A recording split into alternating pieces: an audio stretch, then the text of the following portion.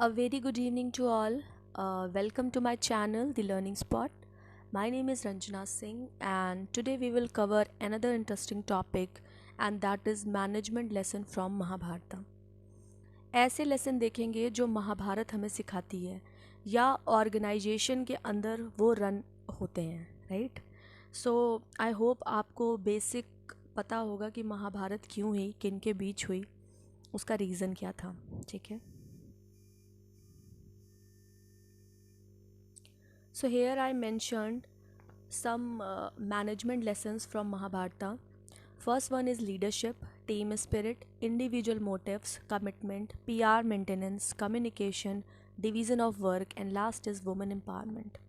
One by one हम discuss करेंगे कि ये जो पॉइंट्स हैं ये महाभारत में कैसे यूज़ हुए और आज के मैनेजमेंट में कैसे ये यूज़ हो रहे हैं.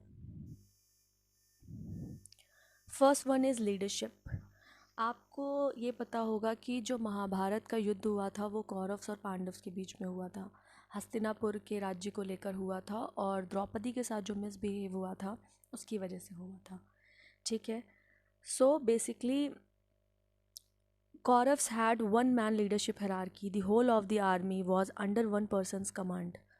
तो जो कौरव्स थे उनके पास बहुत बड़ी सेना थी, बहुत सारे लोग वो थे, बहुत बड़ा साम्राज्य था जिसका लीडर था दुर्योधन. जो दुर्योधन डिसाइड करता था वही सब फॉलो करते थे.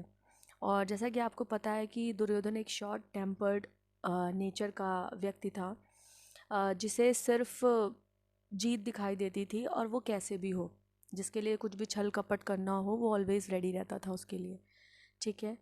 वेयर्स जो पांडव्स थे उनमें क्या थी, डिस्ट्रीब्यूटेड लीडरशिप थी. मतलब उनका कॉमन गोल था, बट उन्हें पता था कि किस व्यक्ति का क्या काम है और उसे क्या करना है. और जैसा कि आपको पता है कि लीडरशिप क्या होती है. Leadership is not only about power but an ability to empower others, ठीक है? सो लीडरशिप बेसिकली क्या होती है?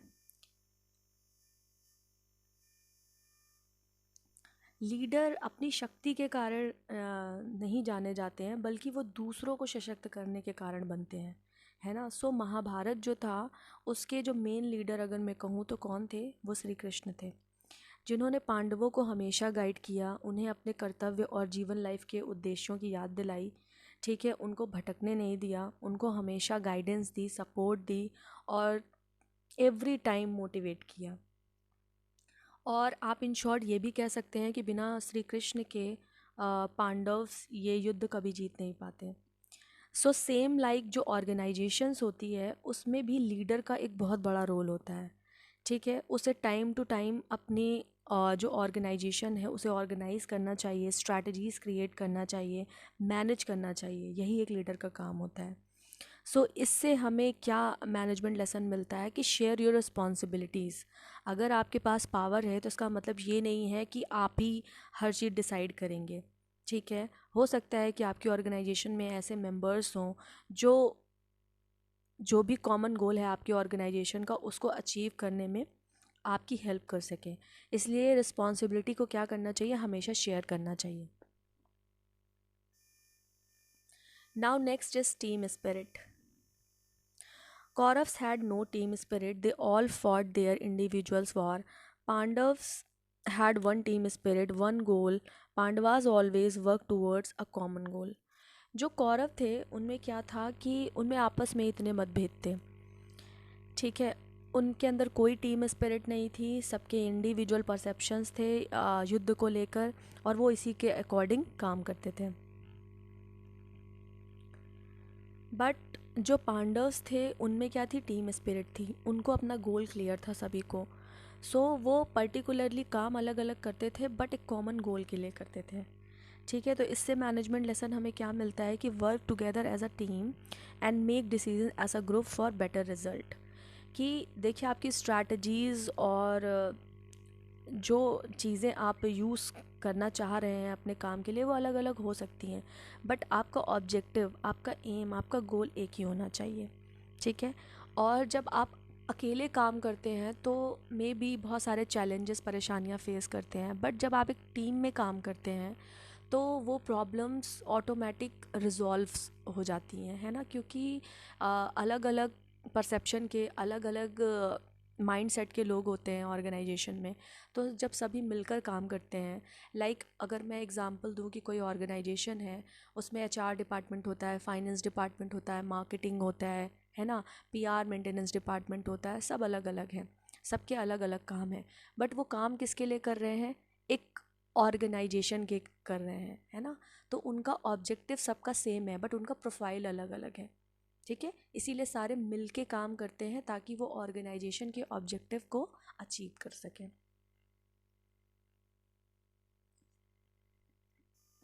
Now next is individual motives. Kauravas, except for Duryodhana, nobody wants the war. Pandav's common goal, but each individual had their individual targets, their own agenda. देखिए, जो महाभारत का युद्ध हुआ, वो उस युद्ध को सिर्फ दुर्योधन चाहता था, इसके अलावा कोई भी ये युद्ध को नहीं चाहता था। पांडव्स का राज्य छिन गया, उनके वाइफ के साथ मिसबिहेव किया गया, फिर भी 5 में से 3 पांडव युद्ध नहीं चाहते थे। इवन वो अलग अलग सिटी टू सिटी मूव करते रहे कि ये युद्ध ना हो, टल जाए, ठीक है। बट नियति होती है कि जो होना होता है वो तो होता ही है। सो पांडव्स का क्या था, कॉमन गोल था, ठीक है। इंडी सभी को अपने टारगेट्स पता थे, सभी को अपना एजेंडा पता था कि उन्हें क्या करना है। तो इससे आपको क्या लेसन मिलता है कि the right team is made by selecting the right individual और पर्सन। सही समय पे सही व्यक्ति का आपको यूज़ करना आना चाहिए। यूज़ करने से मतलब है कि सही व्यक्ति को सही काम देना, ठीक है। तो इससे आपको ये लेसन मिलता है। Now next is PR maintenance. PR maintenance is very important for any organization, any institute, right. So जो महाभारत थी उसमें क्या था, maintaining public relation is one of the most accurate key to success. It helps in getting the right quality support from the right people at the right time. It was a result of the public relations maintained by Dhritarashtra with Bhishma Pitama, Dronacharya, and other important leaders who were willing to support the Kauravas even when they knew the result. देखिए, जो महाभारत हुई उसमें क्या हुआ कि जो बड़े बड़े मंत्री थे हस्तिनापुर के, लाइक उसमें भीष्म पितामह, द्रोणाचार्य, है ना, ये सब थे। ये क्या थे, उस टाइम के बहुत ही पावरफुल लोग थे। तो धृतराष्ट्र ने क्या किया हुआ था, उनके साथ एक रिलेशन मेंटेन किया हुआ था कि जो पहले के लोग थे तो वो लाइक एक होता है ना कि मतलब आपने समर्पित कर दिया है अपने आप को, तो सेम उनका था। उनको इस युद्ध का रिज़ल्ट पता था कि इस युद्ध में क्या होने वाला है, वो मरने वाले हैं, ठीक है, और जो भी चीज़ें हैं वो क्या होने वाली उन्हें सब पता था। बट फिर भी, और इवन वो कौरव का साथ ना देकर पांडव्स का साथ देना चाहते थे, बट फिर भी उन्होंने क्या किया, कौरव्स का साथ दिया बिकॉज ऑफ रिलेशन। जो उनके धृतराष्ट्र के साथ रिलेशन थे, हस्तिनापुर को के प्रति उनकी जो कमिटमेंट थी, उसको ना छोड़ते हुए उन्होंने कौरव्स का साथ दिया, ना कि पांडव्स का साथ दिया। बट अंदर ही अंदर वो दिल से बिल्कुल पांडव्स के साथ थे, ठीक है। तो सेम ऑर्गेनाइजेशन में क्या होता है कि जो एम्प्लॉयज़ होते हैं वो थोड़ी सी सैलरी हाइक के लिए, प्रमोशंस के लिए अपनी ऑर्गेनाइजेशन को छोड़ देते हैं, ठीक है। तो उन्हें ऐसा नहीं करना चाहिए बेसिकली। तो इससे आपको मैनेजमेंट लेसन क्या मिलता है कि management as good public relation must be maintain with the employees, suppliers, wholesalers and other entities of the internal external environment. It is very helpful in surviving in the hard times of the business cycle. तो जो भी organisations हैं उनको अपने employees के साथ, suppliers के साथ, होल सेलर के साथ, जो भी लोग इंटरनली और एक्सटर्नली आपके ऑर्गेनाइजेशन के साथ जुड़े हुए हैं, उनके साथ आपको अपने रिलेशन को मेंटेन करके रखना है, ठीक है। ये डायरेक्टली इनडायरेक्टली आपकी ऑर्गेनाइजेशन को ही हेल्प करते हैं। Now next is commitment. Bhishma, Pitama, and Dronacharya fought on behalf of the Kauravas, even when they knew that they would lose the battle and their lives. They had their chances of disrespecting the kingdom of Hastinapur, which was under the Kauravas, and moving to the Pandavas, but they did not. जैसा कि मैंने PR maintenance में भी बताया कि जो भीष्म पितामह और द्रोणाचार्य थे वो कमिटेड थे हस्तिनापुर के लिए, ठीक है। तो उनको रिज़ल्ट पता था कि एट द एंड क्या होना है ना, युद्ध का रिज़ल्ट क्या आना है, बट फिर भी उन्होंने कौरव्स का साथ दिया बिकॉज ऑफ कमिटमेंट। तो सेम लाइक हर एम्प्लॉय को या ऑर्गेनाइजेशन के जो मेंबर होते हैं उन्हें अपनी ऑर्गेनाइजेशन के प्रति क्या होना चाहिए, कमिटेड होना चाहिए। जैसे कि मैंने सेम बात कही कि सैलरी हाइक मिलती है, प्रमोशंस मिलते हैं, तो कुछ बेनिफिट्स के लिए लोग क्या करते हैं, अपनी ऑर्गेनाइजेशन को छोड़ देते हैं। सो हमें ये लेसन मिलता है कि ऑर्गेनाइजेशन में not even I am not talking about only employees, but वहाँ का जो मैनेजमेंट है उसको भी अपने एम्प्लॉयज़ के प्रति कमिटेड होना चाहिए। ये नहीं कि कल को थोड़ा सा लॉस हुआ उन्होंने एम्प्लॉयज़ को फायर कर दिया, no, that is also wrong, ठीक है। तो both the side, from the management side और फॉर द एम्प्लॉयज़ साइड, दोनों को कमिटेड होना चाहिए। Now next is communication. As you all know communication is very important. So Mahabharat में भी कम्युनिकेशन का बहुत बड़ा रोल रहा। श्री कृष्ण ने पूरा ट्राई किया कौरव्स को समझाने का, पांडव्स को समझाने का, बट वही सेम नियति जो है वो होनी ही है। सो बेसिकली ऑर्गेनाइजेशन में क्या होना चाहिए, आपकी आपकी क्या, हर एक इंडिविजुअल की लिसनिंग स्किल होती है, कन्विंसिंग स्किल होती है, मोटिवेशन स्किल होती है। इसको आपको फोकस करना चाहिए, इस पे ध्यान देना चाहिए, तो ईज़िली आप ऑर्गेनाइजेशन के ऑब्जेक्टिव को अचीव कर लेंगे। लाइक महाभारत में क्या हुआ कि श्री कृष्ण से ने अर्जुन को बहुत सारी बातें बताई, बहुत सारे उपदेश दिए। अर्जुन एक गुड लिसनर था, उसने ध्यान से वो सारी बातें सुनी और उसको अप्लाई किया, जिसका रिज़ल्ट आप देख सकते हैं कि पांडव्स उस युद्ध को जीत पाए, ठीक है। तो सेम ऑर्गेनाइजेशन में भी ये होना चाहिए, ये 3 स्किल्स हैं जो बहुत इम्पॉर्टेंट है और हर एम्प्लॉय या ऑर्गेनाइजेशन के मेंबर्स में होनी चाहिए। Now next is division of work. Mahabharata is an excellent example of the principle of division of work. Bhim, the strongest of all the Pandavas, with the power of 100 elephants, killed all the 100 Kauravas along with his strength. Sahadev was an expert with sword who killed Shakuni. Nakul was an expert with Ayurveda. सो देखिए division of work का यहाँ पे क्या बताया गया महाभारत में कि जो भीम था, आप जानते हैं कि भीम सबसे गदाधारी भीम बोला जाता था उन्हें, बहुत ज़्यादा पावरफुल थे वो, ठीक है। और उन्हें ये बोला जाता था कि उनके अंदर जो शक्ति है वो 100 हाथियों के बराबर है। यू कैन इमेजिन, 100 हाथियों के बराबर है। तो आप समझ सकते हैं कि भीम जो है कितना पावरफुल था। वो 100 कौरव्स को अकेले मारने की उसके अंदर स्ट्रेंथ थी कि वो इजीली 100 कौरव्स को तो ऐसे ही ख़त्म कर सकता है, ठीक है। तो ये उसकी एक्सपर्टीज़ थी कि उसके अंदर इतनी स्ट्रेंथ थी, फिज़िकल स्ट्रेंथ। वहीं दूसरी तरफ जो सहदेव था वो क्या था, तलवारबाजी में बहुत एक्सपर्ट था। उसको तलवारबाजी का बहुत शौक़ था और वो उसमें एक्सपर्ट था। और उसके अलावा जो नकुल था वो आयुर्वेदा का उसे ज्ञान था, ठीक है। तो ये अलग अलग एक्सपर्टीज़ के लोग हैं कि कोई तलवारबाजी में अच्छा है, किसी की स्ट्रेंथ बहुत ज़्यादा है, किसी को आयुर्वेदा का ज्ञान है, और हर चीज़ अपनी जगह इम्पॉर्टेंट है। तो अब ऐसा उन्होंने नहीं किया कि नकुल को आयुर्वेदा का ज्ञान है तो उसे वो तलवार पकड़ा दे, वो बिल्कुल उसे परफॉर्म अच्छा नहीं कर पाएगा, बिकॉज़ उसे क्या आता है, उसे सिर्फ आयुर्वेदा का ज्ञान है ना। तलवारबाजी में भी थोड़ी बहुत तो, अब ये प्रिंस थे तो इनको आती ही होगी, बट एक अगर एक्सपर्टीज़ की बात करें तो वो अलग है ना। जो जिस चीज़ में अच्छा है उसे वही काम देना चाहिए। तो सेम लाइक ऑर्गेनाइजेशन में, right work to the right employee according to their skill and talent. सही व्यक्ति को सही काम देना ऑर्गेनाइजेशन में बहुत ज़रूरी है। अगर सही व्यक्ति वही काम करेगा जिसके अंदर वो स्किल एंड नॉलेज है तो वो उसे अच्छा कर पाएगा, ठीक है।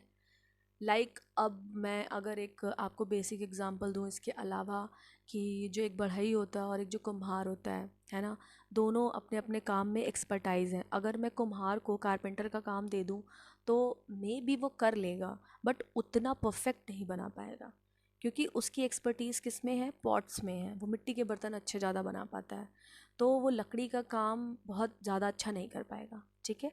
तो सेम ऑर्गेनाइजेशन में भी होता है कि जिस एम्प्लॉय की जिस चीज़ में स्किल है, वो जिस चीज़ उसे ज़्यादा अच्छे से आती है, उसे वो काम देना, ठीक है। Now next is women empowerment. Last but not the least, woman empowerment is one of the most important management lesson to be learned by the Mahabharata.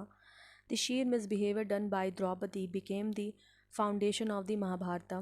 The respect for women was to be imparted to the coming generation through the battle.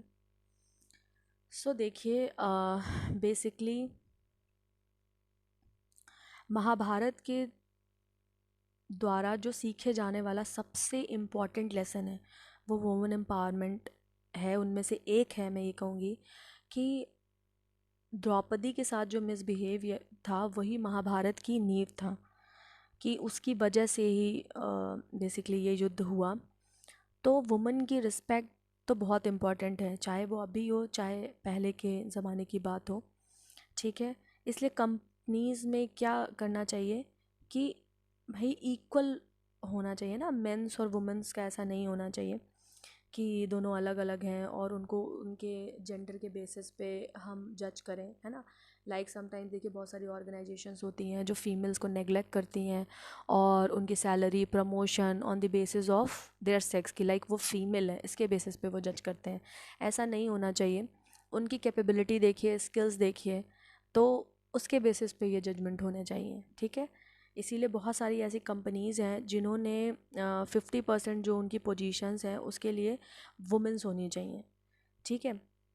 सो इसका management हमें क्या lesson मिलता है, empower the women. बिल्कुल women को neglect नहीं करना चाहिए, ठीक है। So these are the few lessons. यहाँ पे मैंने एक रीकैप लिया है जिससे कि आप एक बार दे सकते हैं कि महाभारत से हमें मैनेजमेंट लेसन और क्या मिलते हैं। First one is turn your weakness into strength. देखिए हर इंडिविजुअल को, हर ऑर्गेनाइजेशन को अपनी स्ट्रेंथ और वीकनेसेस पता होनी चाहिए।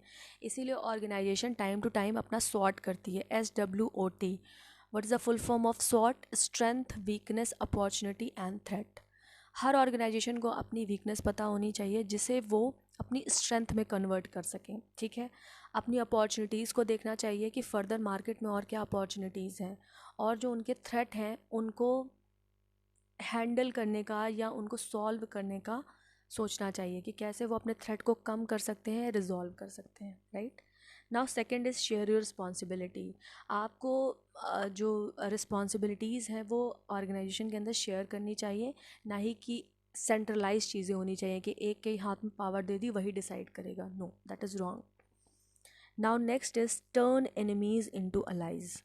आपके अपने एनिमीज़ फर्स्ट इम्पॉर्टेंट पता होने चाहिए, उनके साथ आपको अलाइज बनाना है, ठीक है। देखिए जैसे महाभारत में हुआ था कि द्रोणाचार्य जो थे और जो भी लोग थे जो पांडव्स को सपोर्ट करते थे, तो वो समहाउ कहीं ना कहीं उनमें अलाइज था। वो कहने को दुश्मन थे कि भाई वो कौरव्स की तरफ से लड़ रहे थे, बट सपोर्ट वो पूरा पांडव्स को करते थे, ठीक है। Next is right man for the right job. वही जो मैंने आपको बढ़ई और कुम्हार का एग्जांपल दिया कि सही व्यक्ति को उसके स्किल और नॉलेज के बेसिस पे ऑर्गेनाइजेशन में वो काम देना चाहिए, ठीक है, जिससे कि आप इजीली आउटपुट अच्छा जनरेट कर सकते हैं। Next is right strategy at right time.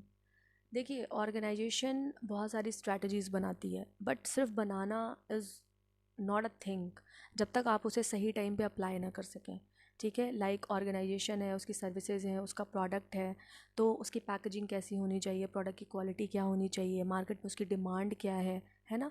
तो सही समय पे राइट टाइम पे अपनी स्ट्रैटेजीज़ को यूज़ करना कि किस टाइम पे आप प्रमोशन करें कि लोग ईजिली अट्रैक्ट हों आपके प्रोडक्ट की तरफ, ठीक है।